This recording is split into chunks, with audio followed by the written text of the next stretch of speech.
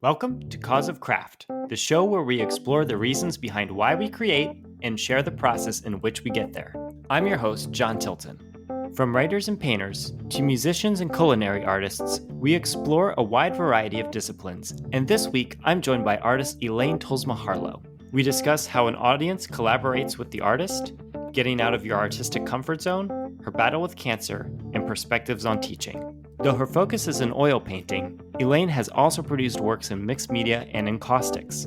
You can view her art online at etharlow.com and in person at LaFontsee Galleries in Grand Rapids, Michigan. You can find more information in the show notes.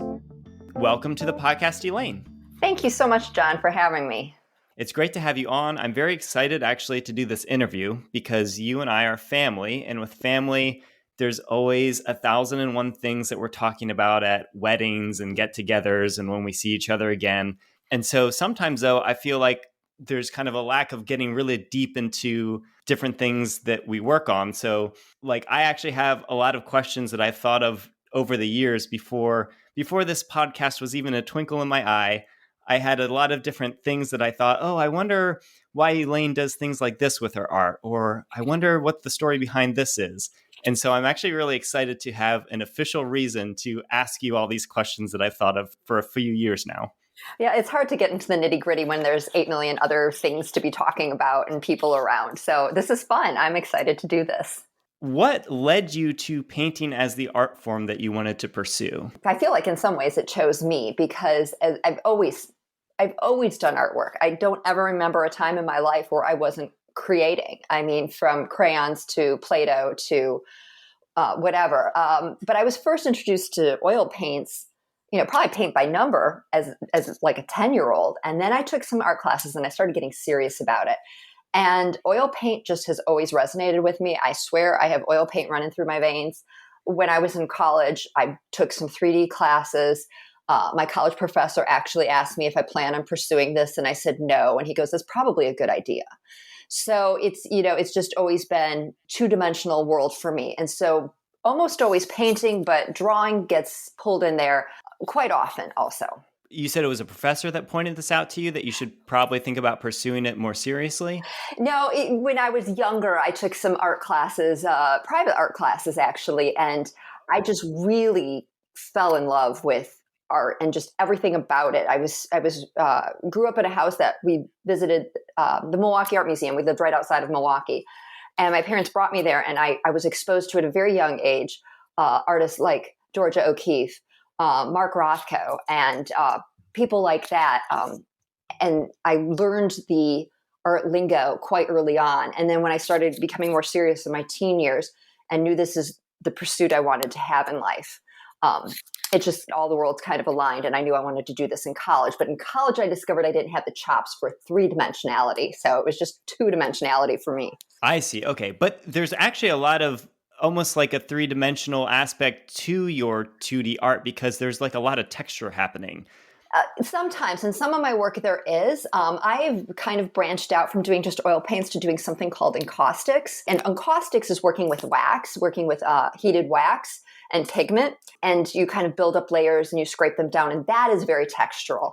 But my oil paints, I tend to work very flat, very smooth with my oil paint. So it's a kind of a interesting juxtaposition that has happened through the years of doing both, combining the little bit of Encaustics and then the oil paints, those different textures. They, each brings out a different side of me, I guess. And when you say combining the two, like doing two separate projects, one and one of the other, or taking these two styles and blending them into a single project? I'm starting to do a little bit of blending. You have to be careful with Encaustics how you do that because to keep that wax from sticking, from not peeling off.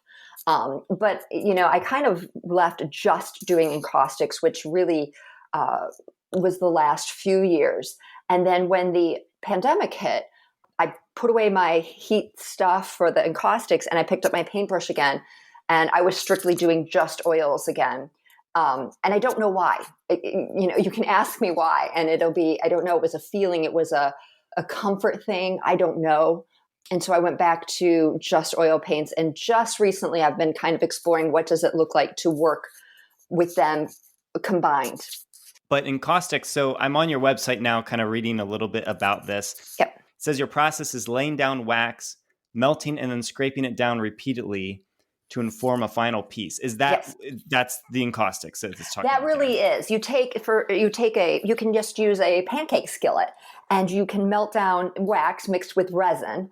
That makes it harder, and then you infuse color into it, and then you can lay it down with when it heats up and melts, you lay it down onto a board, and you hit a heater with it. You can just use a heat gun. You can use a flame if you want. Once it cools, you can scrape it down, but you can keep building up these layers. So you have different layers of color building and building and building. Okay. And then you can scrape it down to reveal colors that you've had in the past. And it becomes that tension and that what you're revealing to create the final piece. Yeah, and kind of you're hinting at what this next paragraph talks about, where it says this lack of control caused by using the hot wax and the heat guns pushes you beyond a certain precision. And within this chaos, there's kind of this beauty and order and structure that's revealed. Yes. You kind of started hinting at that. Can you talk about that more? Because that's definitely an aspect that we try to cover here on the show is kind of like the reasons behind why we do things. It sounds like not only the result, but the process of getting there is something that was important to you when you're exploring that. Process is so important as an artist. It doesn't matter what art you're in. It's the process of how you get from point A to point B. I teach at a collegiate level. I'm an adjunct instructor at Calvin University. And, I've talked to my students. We've talked a lot about intuitively versus intentional and how you achieve this final product. Are you coming by it very intentionally, very systematically, like 1, 2, 3 step? Or are you working, and as things arise, as problems arise, or you see something cool in your work, do you work intuitively towards it and not quite sure what that final product will look like, but trusting the process along the way? I tend to be a much more intentional worker. I see the final product I want in my mind's eye before I even start. Most artists don't work that way if you ask them, but I know what I want to achieve, and it's up to me to figure out how to get there. I have visions for work long before I work on them. I know what I want, and getting there is paramount for me. With Encaustics, I had to let go of that because you weren't quite sure how the colors would melt and blend and scrape down to.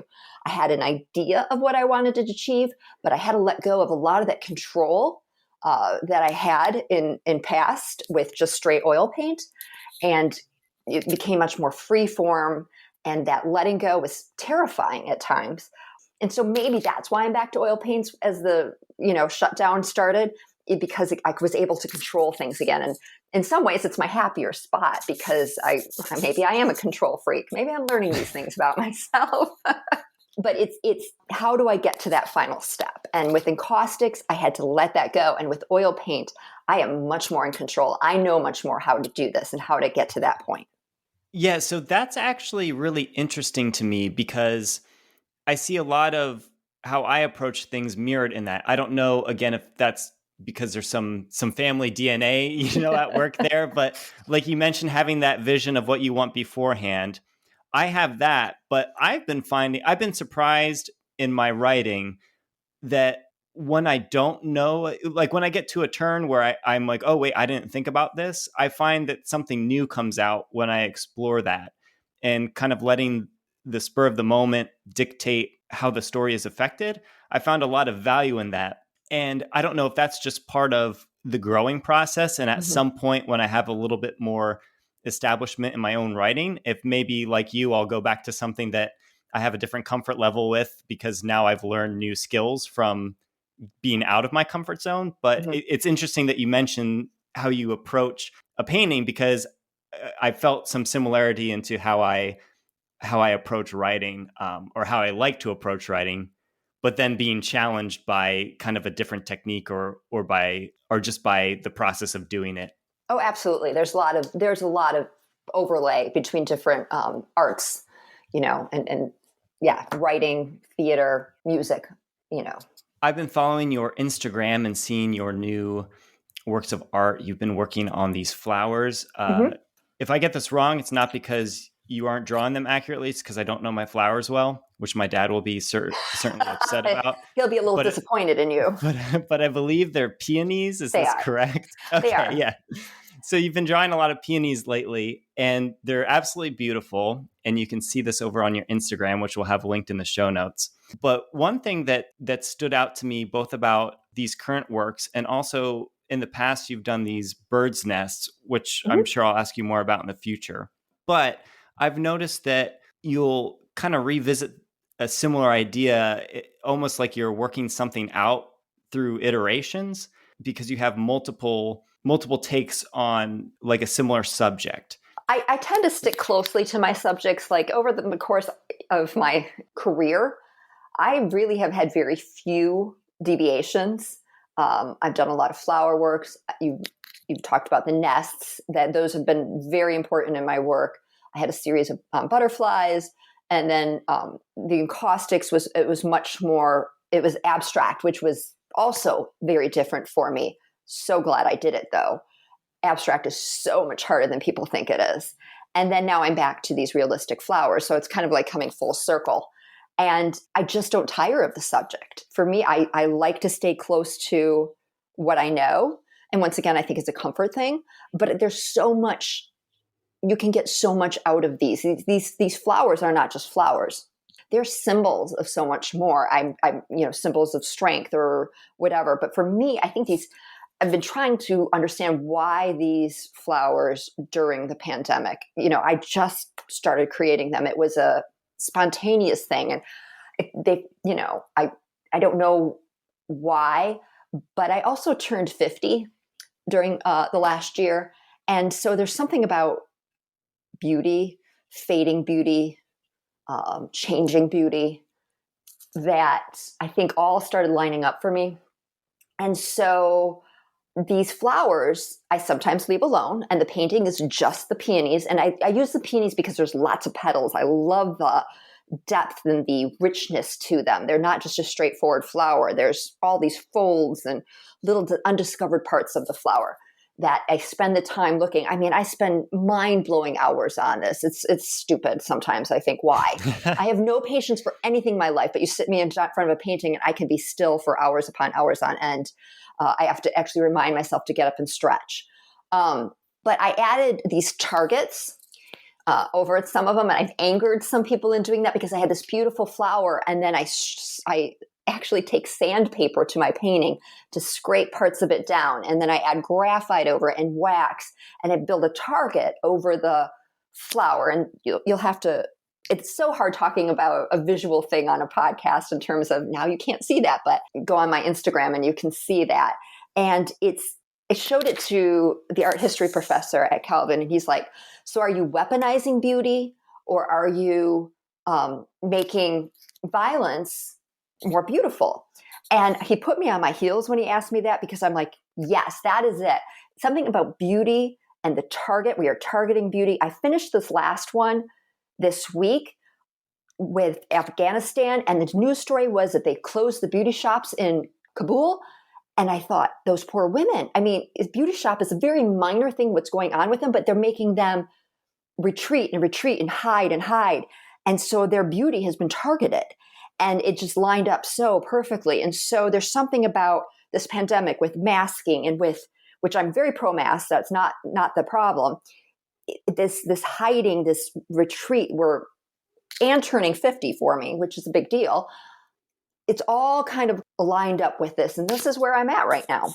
You mentioned that the way you make the target is by taking sandpaper to Yes. it. So again, that's almost like what you were talking about with the other process, more of like a, like adding another element that's almost making it into it's making the art like more three-dimensional, because you're taking something away from it in the real world, and it's not just a 2D thing anymore. I'm not just adding, I'm subtracting from the work too. I'm eliminating, and it is terrifying.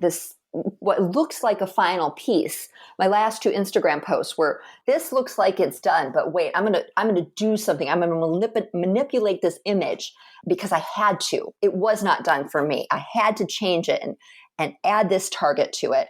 so when I took that sandpaper, it does affect me. It's not easy to take sandpaper to your painting and to change it, but I had to do it. And so there's something terrifying about that release, about letting go, about altering what you may have. And I'm putting my fingers up, which you all can't see in quotations, perfected. I had perfected it, and now I'm disassembling it. So from the viewer's perspective, so when I look at that, the way you implement the target is it's subtle and very beautiful, but it's definitely there. Oh yeah. And of course, for me as the viewer, it makes sense as the final thing. But yeah, when you were talking about the act of going through that, like especially I imagine the first time you did that, you're not 100% confident that it's going to turn out. Oh, never. Like you said, it's never. It's you have that idea ahead of time, and here you have something that you're happy with, and you're going to go to this stage. It is part of that fear of doing it. Is that part of the art? Like, is that part of why you do it, or is it,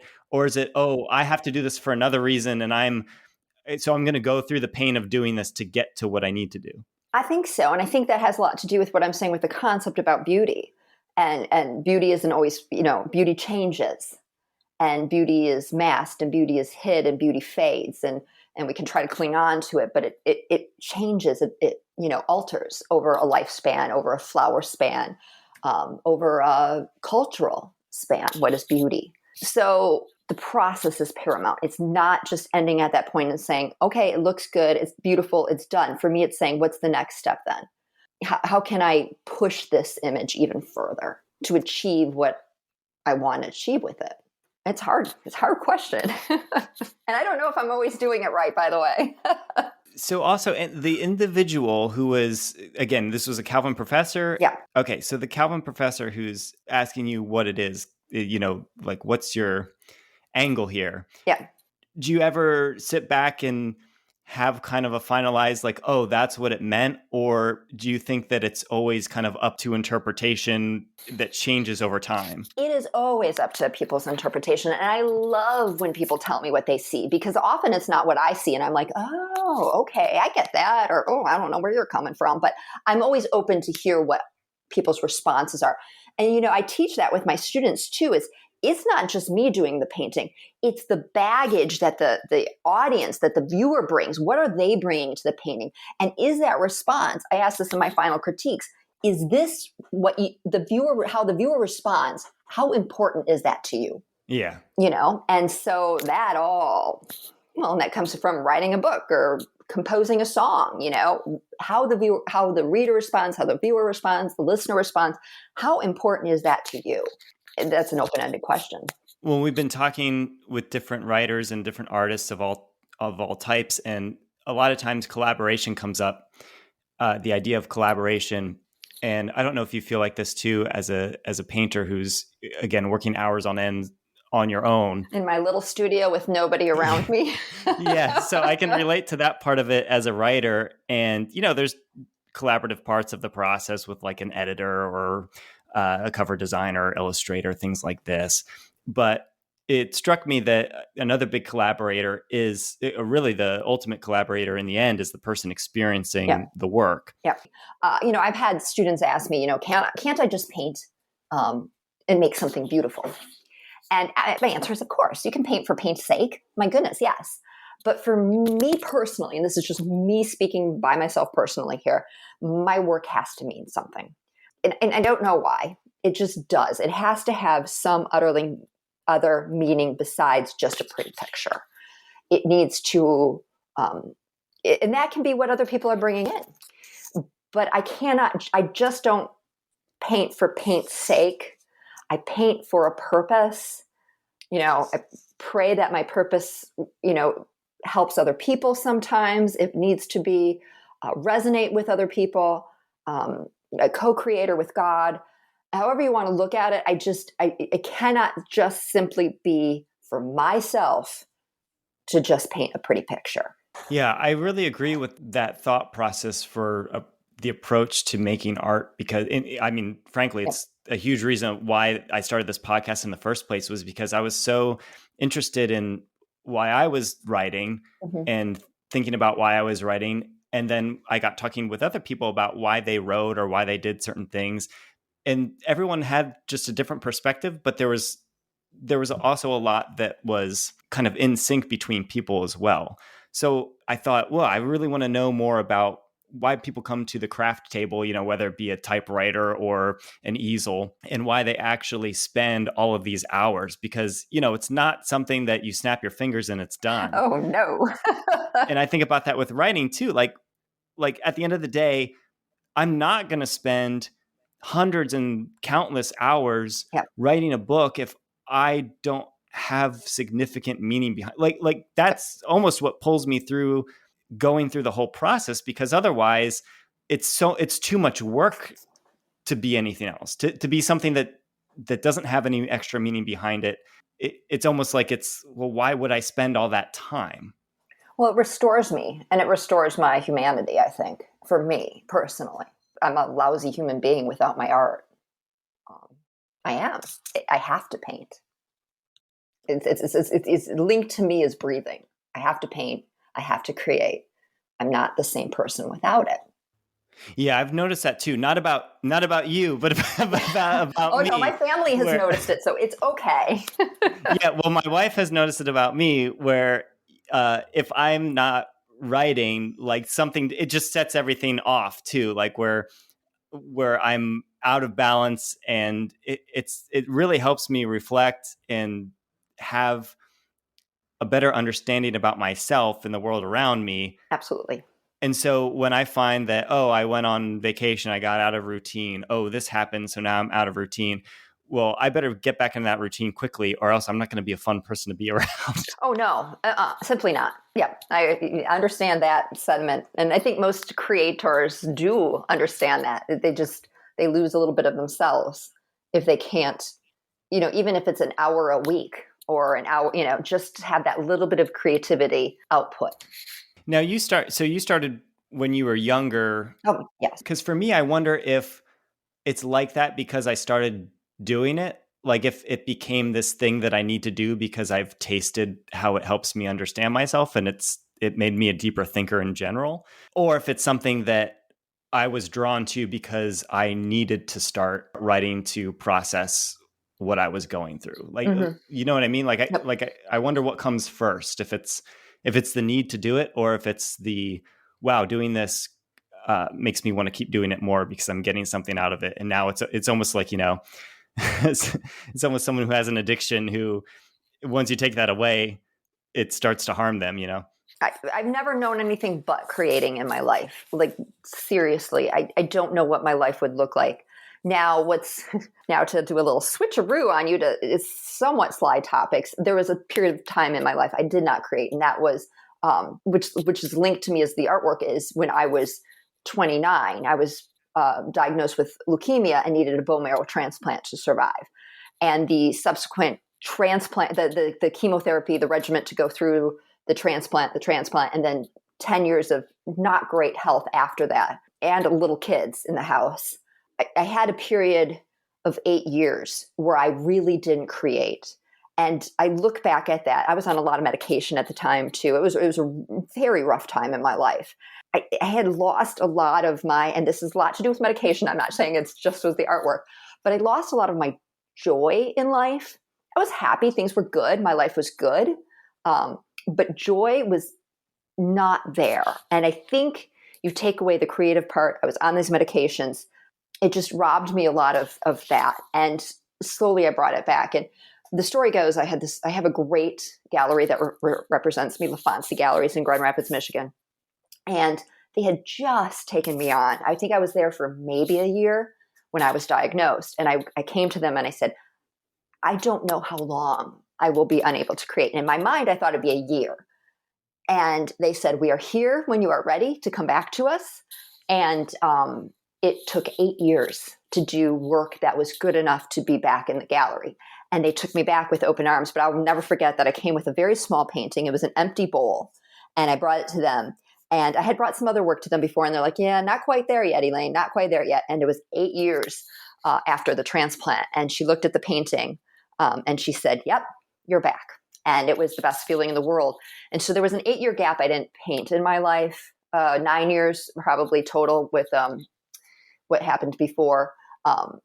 it was storing up a lot. I can see it now that I'm well past that time frame, and knowing that what was garnered in there and gathered in there is still informing my artwork to this moment. That the idea of flowers and targets and things like that is all goes back to that time in my life. The empty bowl was the first one that they accepted, or the first one that you brought to show them? I had brought some other small things to them, and they were just not really of good quality. They were right in not taking it back. But I did this empty bowl, and it was very bleak, honestly. And I brought it back, and it was good though.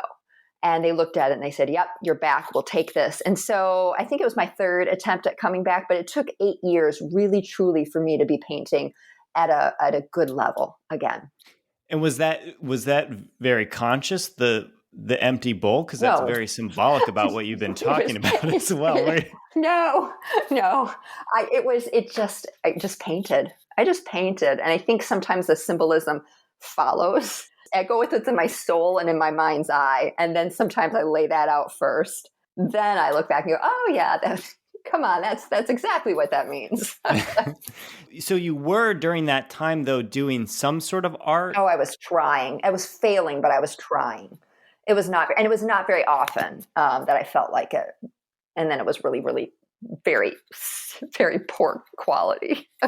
And my guess is just because, again, that the energy level just to produce that was unobtainable. I was creatively dry. I was so dry. The fact that you were pursuing it, I think, means a lot too. Like, you didn't cast it aside and say, oh, when I'm 100% better is when I will try again. Once again, it's linked to me. I can't breathe without, creating. So it would be small things, but energy was paramount. I was real sick for a long time, so I didn't have the energy to even do anything. Yeah. Well, we're definitely glad that you're better now. Yeah. And so everything I've done since then is linked to that somehow. Maybe not the Encaustics as much, but the nests for sure were everything, just kind of goes along with that too, with that time in my life, that 8 years of just unhealthiness. So the empty bowl, is that connected then to when you were creating these? Often the nests were empty, but sometimes they did have eggs in them. Well, I lost my fertility when I went through the bone marrow transplant. And so the empty nest links very closely to that. And I also had to go away from home for my transplant. I was gone for 4 months. And I've never been one to be homesick, never, ever in my life until that point. And my husband and my daughter were with me, but I was so homesick. And so the nest is about longing and about, of course, the fertility issue and things like that. It was just starting over, rebuilding, going home, all that kind of linked up to these nests that I did for a long time. And I'm not telling you right now that those nests are over with either. I wouldn't be surprised in 5-10 years I'm painting nests again. It all, I think I'm in a shuffle between 5 subjects for my whole entire lifespan.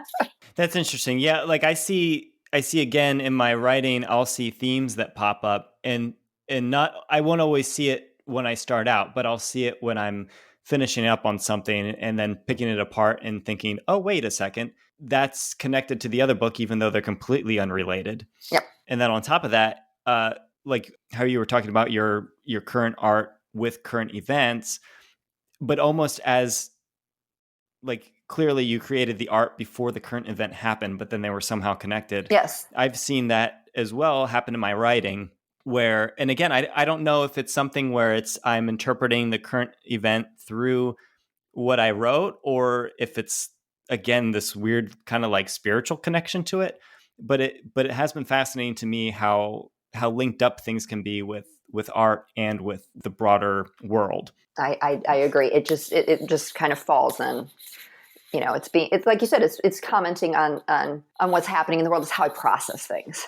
You're definitely very introspective about your art. And again, I think it stems from the fact that you go into it seeking to get some sort of meaning out of it. Mm-hmm. As you're actually in front of, do you use an easel or yes. what's your, okay. So as you're in front of the canvas and easel, do you try to be conscious about those things during that? Or do you almost try to wipe your mind from, like, do you try to go into it kind of with a clean slate? Every day isn't, I work, I cannot work, the idea of the artist working, flim flam whenever inspiration hits and sits in front of it just doesn't go with me, because some days I'd be waiting forever. I wouldn't work for weeks. But so for me, it's a job. I get up and I do it for so and so many hours. When I'm teaching during the school year, it's less. In the summers, this summer, I've been rolling out of bed and I roll in front of the easel and I work all day, and sometimes well into the night. So I treat it as a job. And so because of that, I do start each day not going, this is the meaning I'm going to bestow upon this one. Sometimes I try to say a prayer before I start. Sometimes I don't. And then I just work. I just paint. I just create. And that's my favorite part. And of course, there's more to just than sitting down at the easel painting. There's plotting, there's planning, there's pre-drawings, there's answering emails, there's, I am really bad at trying to promote myself because I hate it. But it's trying to self-promotion, it's trying to sell the work, whatever. And so there's a lot of other things that have to go on. So when I can sit down, which sometimes can be a long time during the day, sometimes it's only a few hours, I just try to put myself in there. And I just don't think, I just paint. Do you get into things right away, or is there almost like do you almost need a couple of minutes or a couple of hours before you really get into that groove of creation? I can just go right away, usually. Sometimes a good cup of coffee helps. Some good music, a good podcast. But I just go for it. And I've done this for so long now. It's not, and I don't do I don't have to sit there and ponder. I do take a lot of time with my artwork. I'll paint and then I step back. And sometimes that stepping back can be a half hour of just staring at the painting and turning it around, turning it upside down, turning it this way, turning it that way, just to shake up the brain a little bit as to what I'm seeing. And when I teach, what are you seeing? How are you looking? How does that look to you? And then when you paint, turn the painting upside down. Does that change how you perceive things? And so sometimes I have to work upside down or whatever. And so I am stepping back a lot, but I just go. That's when I'm happiest, is when I'm painting. So I walk in the, in terms of in creating processes when I'm painting. It's not the figuring things out. It's not the other stuff. It's just the act of painting or drawing or whatever. It's not the, what am I going to do next? Or what does this mean? It just kind of all flows. Do you ever have to step completely away? So you talk about stepping back. Do you often have to step completely away where it's not in front of you to really figure out what's going on? That is a great question. And a lot of artists would say yes. And I call it putting my painting in timeout. Sometimes my paintings need a timeout. And we need time away from each other. This summer it started in April. I didn't finish it until July, and I worked on it a lot. It was the biggest painting I have ever done and the most time I've ever spent on a painting. I actually don't really like it right now because I'm so sick of it, because we spent so much time together. And so it kind of is in another room, but I do visit periodically and say, okay, maybe now I need to change a few things up.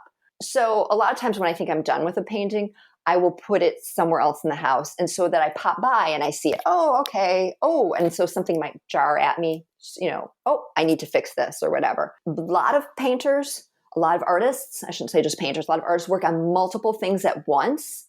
When I did Encaustics, I usually did two things at once. And so if you start to get sick of one or something's not working, you just go on the other one and you put the other one aside, or you turn it around in your studio for a while.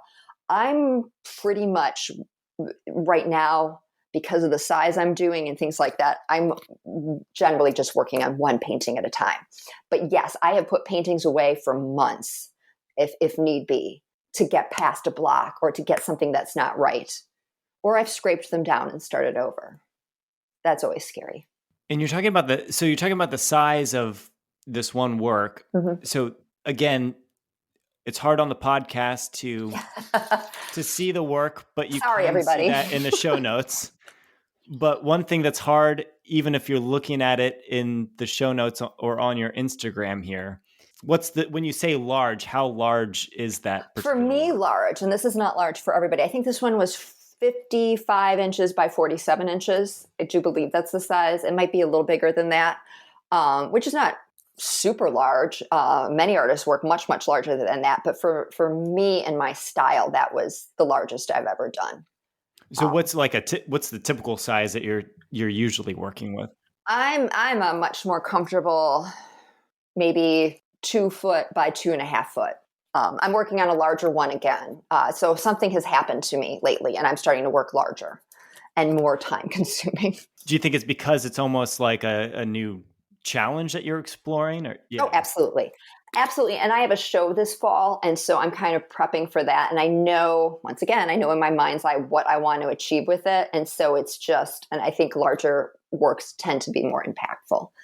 And so, and as we're speaking, this is why people need to go out and spend time with arts, whether it's theater or music or into a museum, and to see, because looking at it online is one thing, but to looking at it in person, seeing the process and what has gone on is so much more important. So there's my little plug for going out and supporting the arts. Yes, and again, for those who are close to Grand Rapids, Yes. we will have a link to where you can see Elaine's art in person as well. Yeah, but just in general, I just went last week to Chicago and spent some time looking at art, and it always blows me away. To see it online is one thing, and to see it in person is just different. You can step up and look at it and see the brushwork and see the skill level that had to, I spend when I teach introduction to painting, I spend the first week, we go over the concept of I could do that. You look at abstract painting, well, I could do that. And it's like, could you? And why didn't you then? And what was that artist trying to say? And so we do some of that too. And I think going and seeing work in person helps eliminate that going, well, I could do that. And helps you go, well, maybe I could have done that, but I couldn't have done it like that. And this is so much more powerful when you see it like this in person. So you teach art as well. I do. And I think this is kind of the last thing that I want to end on here. What made you want to start not just creating art, but teaching other people how to create art? Partially honest, is paycheck. To be, we were putting kids through school and things like that. And so to have a steadier income from me was a real bonus. But then, I started being an adjunct instructor at a university level, and I really enjoy it. Like, enjoy it so much more than I ever thought I would. To be around that fresh, invigorated, just highly creative. I love being around creative people and what they come up with. And sometimes it makes me want to wring their necks, and sometimes it makes me want to hoist them up on my shoulders and just say, look what this person has done. And that's my favorite thing, is look what you did. Teaching intro to painting, look what you just did. You didn't think you could do this, but look what you just did. And to gain them a deeper understanding of art, even if they never take another art class again, even if they go into business or whatever, to gain that understanding and to understand contemporary art. Contemporary art is a hard thing to understand. It is not always easy to understand why, Jackson Pollock splattered paint across his canvas to even more contemporary work now. Why, and so we delve into these questions too, is why this artwork, why this time? And so to have these young people, not always young, fresh out of high school, to learn more about themselves, to figure out this creative side of themselves is really exciting. I don't know if I'm not tired of it yet. I've been doing this for 5 years now, and class starts in the end of August here. I know this will be tape delayed, but I'm excited to be back at it and to see what this year's group will bring. And like I said, there's days I just want to lock the studio and lock them out. And there's days that I want to lock them in there and create with them all day long.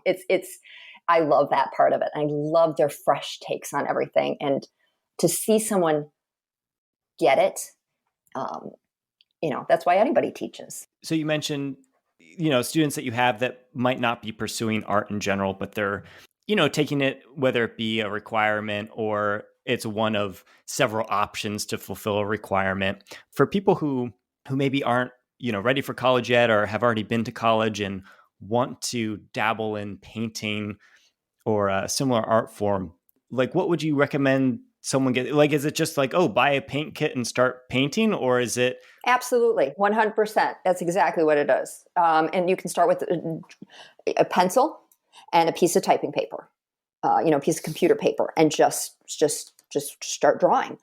Go to one of those box stores if you want to, and pick up a small painting kit and some brushes. Go on YouTube, and just throw some paint around. It's really basic to start. It's then when you want to learn maybe some more of the, more specific things that you might need a class or something like that. But anybody out there, I would encourage a lot of times your palette can be your paper plate. It doesn't have to be a fancy artist palette. I don't use a fancy artist palette. I use a piece of glass. And then I use paper plates sometime if I'm on the move and I have painting not right in front of my easel. I use paper plates and just some paint and some brushes. I had a student this last semester who was a nursing major, and she was almost done, and she had time in her schedule to take drawing. I was teaching drawing this semester, and she did a fantastic job. At the end, I looked at her and I said, if you decide not to be a nurse, I think you should pursue art. And she goes, I really love nursing. And I said, but you have an outlet now that you can pick up a pencil, pick up a sketchbook, and just draw on those really bad nursing days. You can come home and have that outlet. And she said, exactly. And her eyes kind of filled with tears, because also that was during the, last spring and the pandemic, and her knowing she's walking into a field where she might be working with dying people, wherever she ends up, whether it's a cancer ward or a COVID ward. And the fact that she has this outlet now, she can she was real good. And people find this in themselves. And she's like, I always just wanted to take one drawing class. And I'm like, I'm so glad you did. And so anybody, whatever you're in, to pick up that pencil, to pick up that paintbrush, to pick up the camera, your phone, take some pictures just for the heck of it, paint for the hell of it. What does it look like when I smash 3 colors together and smack them across the canvas? It doesn't have to look like anything. It doesn't have to be perfect. And I think that's what people are afraid of. Is it, I'm going to be embarrassed. I don't want to show my sketchbooks to everybody. A lot of them are crap, but some of them are good. And so don't be afraid. You don't have to ever show anybody ever, but to have that outlet is a good thing. Yeah, I think that's really right. I think that translates across multiple disciplines too, where it's really taking away that fear of getting started, taking away that fear of, oh, I don't know what I'm doing. Well, no one does when they first start out. So and again, it doesn't mean that you have to be aspiring to be some great painter, but there's a lot more than you can get out of it than simply being a great painter. The last thing I kind of want to ask in the similar vein is, you mentioned a little bit ago, like it was exciting when you see a student like get it. Mm-hmm. You use the phrase "get it." Can you expand on that a little more? Like what are you looking for when they get it? I think get it just means when they realize that they can create. Because sometimes people, like I said, they're afraid and they want to be perfect.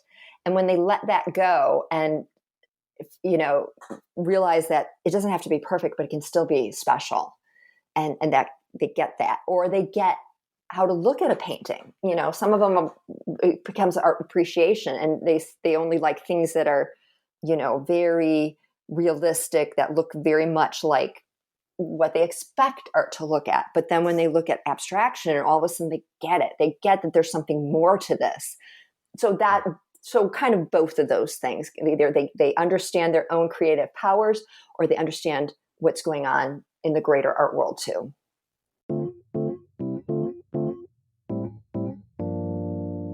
Thanks for listening to this episode of Cause of Craft. You can find links to Elaine's website and Instagram in the show notes, as well as information about LaFontsee Gallery, where her artwork is on display. That's LaFontsee Gallery in Grand Rapids, Michigan. Hit that subscribe button so you never miss an episode, and follow Cause of Craft on Instagram for the latest news and updates, including visual companions for every episode. If you enjoy the show, please consider leaving a 5-star review on Apple Podcasts. Those reviews will help more people discover the show. And if you have feedback, suggestions, or guest recommendations, send an email to john@causeofcraft.com. That's JON@causeofcraft.com. Thanks for listening, and see you next week.